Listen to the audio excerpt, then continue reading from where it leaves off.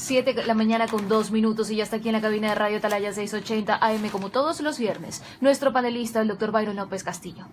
Con un interrogante, dándole los saludos, abrimos el día de hoy este diálogo con nuestro panelista.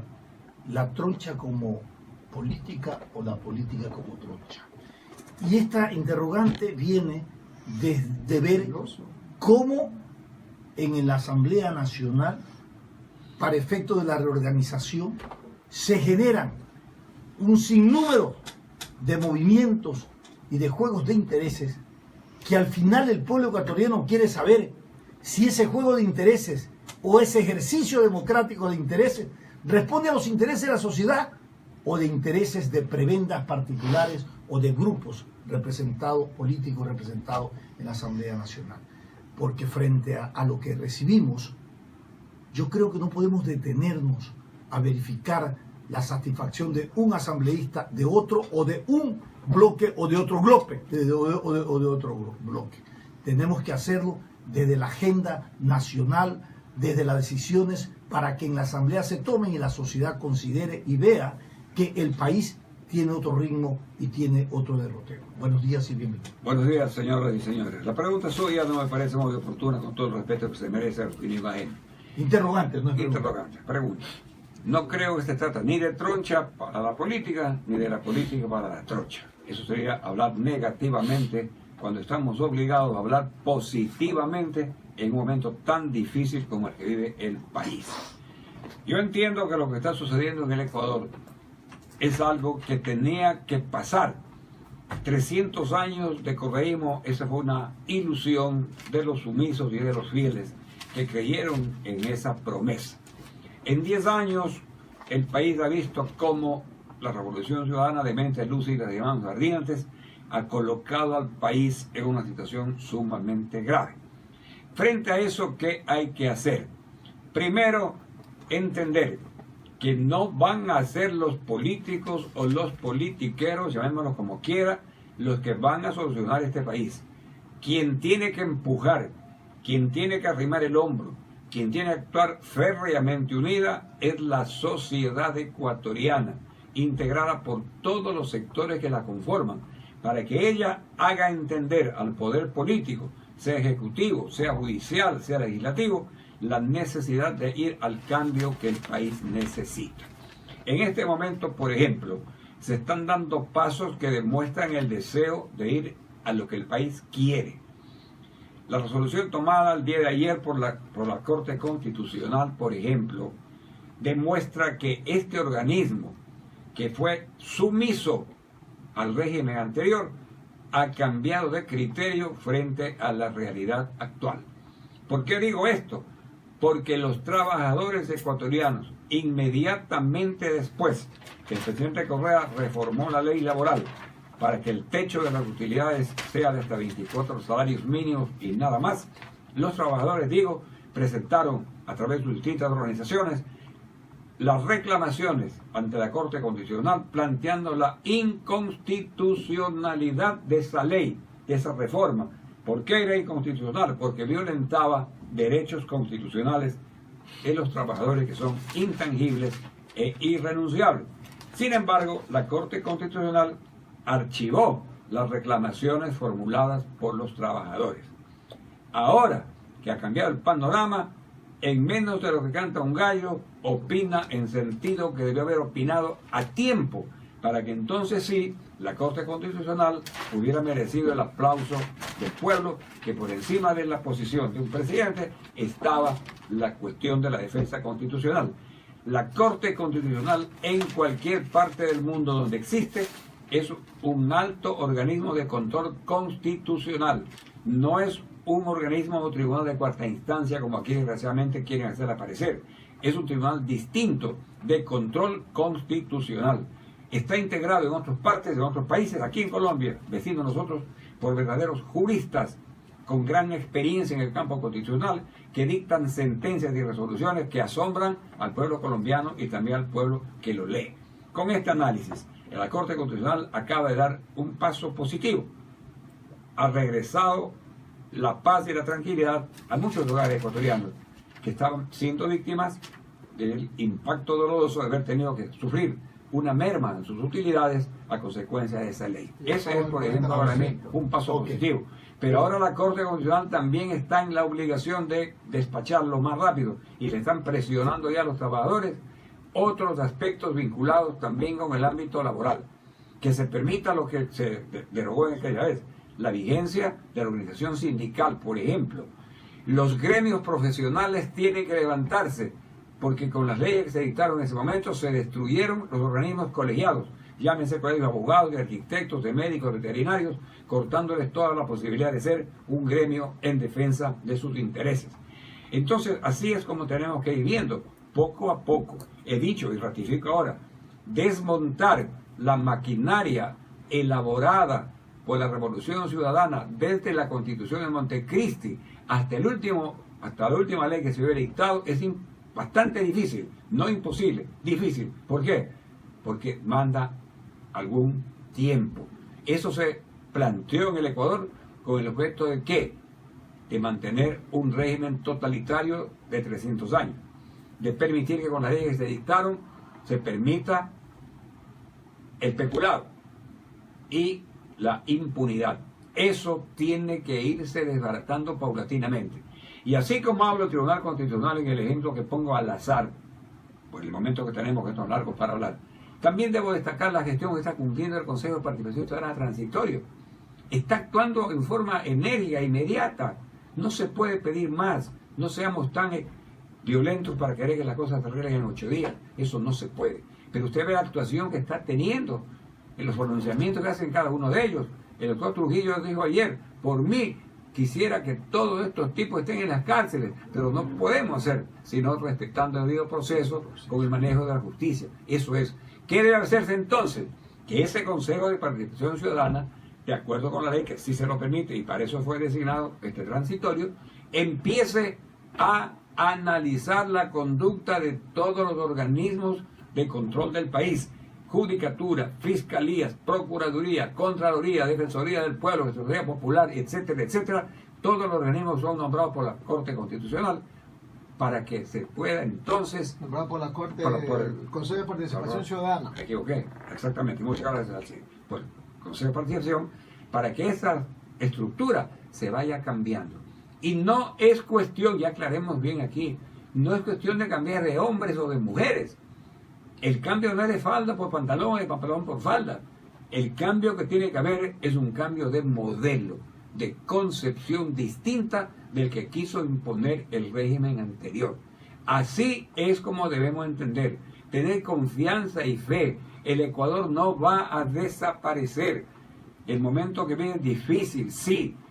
Otros países han salido peores situaciones que las nuestras y siguen adelante. Esperemos que el Ecuador siga ese camino. Y para eso estamos nosotros, quienes modestamente hacemos una labor de opinión pública para decir nuestra verdad y para exigirle a la sociedad que no sea tan que no haya anomia en la sociedad, que también comprenda que tiene necesidad de intervenir, porque ella es la que se salva o se hunde. Y estamos viendo con beneplácito que hay sectores de ciudadanos que están ya saliendo a las calles, están presionando, están pidiendo, están exigiendo que estas cosas se cumplan. Así es como me permito opinar en relación con este tema tan acuciante para el país. La estructura del poder político es la que ha generado toda esta crisis. Y no ahora, no de la década anterior y de las otras décadas. Y al final, cuando las crisis se agudizan en los valores institucionales y democráticos, se le pide a los ciudadanos que lo resuelvan. Y eso es correcto, que los ciudadanos tengan esa parte de participación, porque es un poco la contención para que no se extermine el valor democrático, institucional, porque ahí está el poder legítimo, real y ético, ¿no?, sobre el cual se debe encarnar cualquier acción política e institucional para mantener la democracia. Sin embargo, más allá de que este derecho como principio de la resistencia, que era de orden constitucional, siempre fue satanizado y siempre fue criminalizado. Ahí tenemos todavía presos por este derecho de presión social para cambiar las cosas y resolver la crisis que otros lo generaron, que no lo generamos los ciudadanos. Y eso es adecuado, mantener esa especie de contención permanente de ese valor ético que tiene el ciudadano. Sin embargo, Sin embargo, usted decía algo, doctor. Decía, ¿qué es lo que quiere la sociedad? Tal vez la sociedad no es que quiera que le cambien las autoridades a estas que fueron corruptas en una estructura de poder. Que no sea tal vez esto lo importante o lo inmediato. Hay responsabilidades del Estado privativas que no se asumen, como aquello de la seguridad, que todos los días matan, todos los días secuestran. Hoy tenemos el problema en la frontera y esto crece incontrolablemente. Sin embargo, también el pueblo tiene que salir a reclamar, porque en principio la primera obligación del Estado es la seguridad y el primer derecho de los ciudadanos, ¿no es cierto?, es esa seguridad que debe esperar del Estado.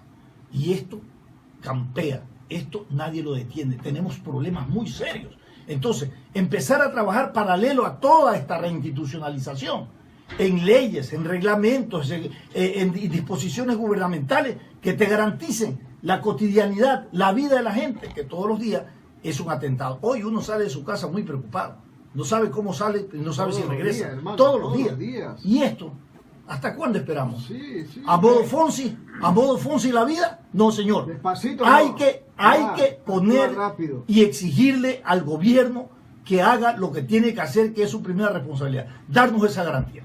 Yo creo que también eso es muy importante, que de la presión social vayamos exigiendo y de la opinión pública que estas cosas se resuelvan. Y eso está sucediendo, efectivamente. Cuando un ciudadano elige a alguien en las urnas, lo elige para que sea respetada su decisión o su voluntad. Lastimosamente en el Ecuador, por razones de idiosincrasia, no existe un seguimiento del votante hacia la persona por la que él votó. Vota y se fue, lo deja aislado, solito. Él hace lo que luego le da la gana y no le rinde cuentas a nadie. En otras partes hay el control ciudadano. Esa elección por distrito que hay en otras partes es importante. El distrito A, pero por eso, pues, acabar. El que elige por distrito elige al fulano de tal. Y ese luego lo tiene permanentemente llamando al orden y vigilándolo, ya sea ahora mediante correo electrónico, telefónicamente, o llamándole a una asamblea al distrito. Claro, que rinda cuenta, Usted ¿no? dijo iba a hacer esto y no está haciendo, ¿qué pasa? Haga. Hay ese empuje. Eso es lo que tenemos que hacer. Pero hasta tanto eso suceda, sí hay que entender que la sociedad está obligada, aunque sea reiterativo expresión, a insistir y a exigir en este minuto, sobre todo, al gobierno, a la asamblea, al Consejo de Participación, a todo el organismo de control del país, la necesidad de cambiar el rumbo que estaba tomando el Ecuador. Por ejemplo, ¿cómo no se va a ver con buenos ojos que se vaya Senaín a su fin? Fin a La Senaín. Secretaría Nacional de Inteligencia. Esa Secretaría de Inteligencia no tenía nada. El organismo de inteligencia, la inteligencia se aprovecha para algo positivo, pero aquí era para perseguir a los opositores al régimen. Vea lo que ha pasado con Balda, que está ahora en un caso tan bullado y que ojalá se aclare. Y así como eso, para eso se creó Senaí. Pero hay que despedirla con autopsia, porque no se está haciendo la autopsia. A eso de voy. Senaí. Tiene que ser, si se acaba, no. Tiene que haber una auditoría económica, como en todos los organismos del Estado, en esta sobremanera, de manera especial, para establecer qué hizo con tanto dinero el que dispuso. Y luego, cuidado, se desaparecen los archivos que deben estar ahí, para saber qué es lo que tiene, a quién escudriñaron, a quién espiaron, a quién copiaron, a quién persiguieron. Esa es una tarea de la ciudadanía, una presión fuerte, señor, no, eso se termina, correcto, pero hagamos esto para que la situación sea definitivamente clara. Es decir, así es como debemos ver el problema. En la seguridad nacional, con el problema que está confrontando la parte norte del país, también es necesario que haya una política de Estado.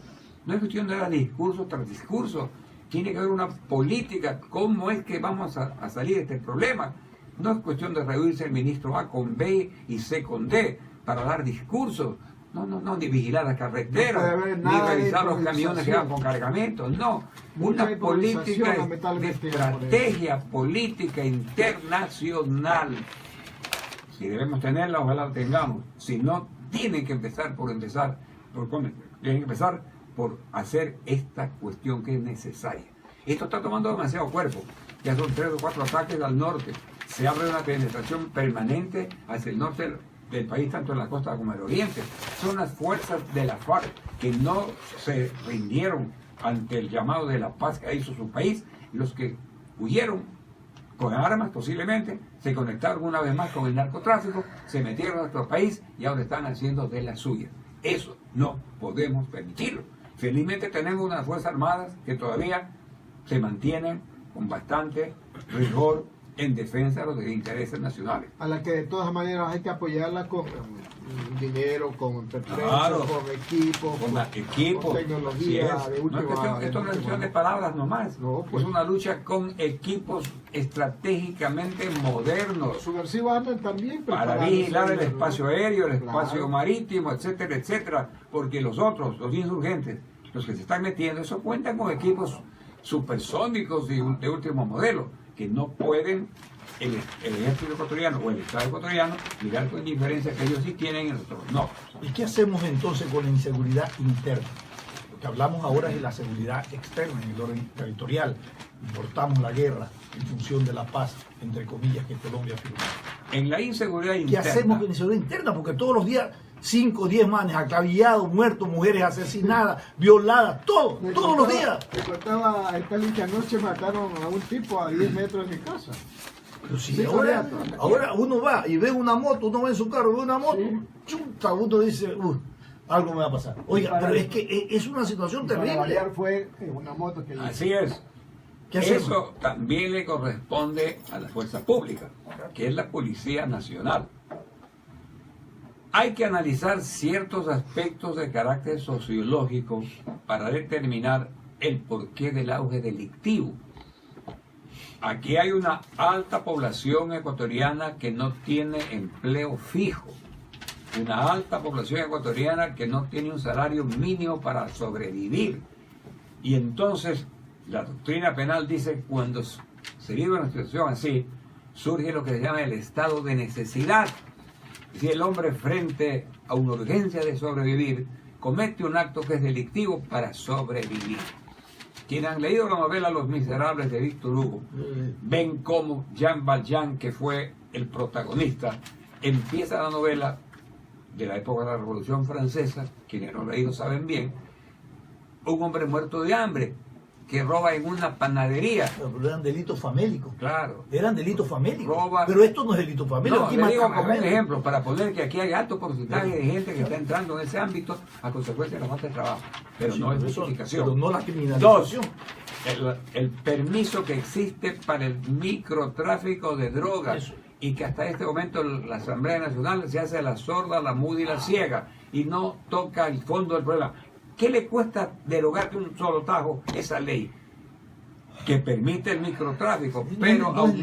aumenta al macrotráfico? Una disposición Los niños de- vendiendo droga en las esquinas, barrios de la ciudad de Guayaquil donde es imposible transitar porque la gente está drogada.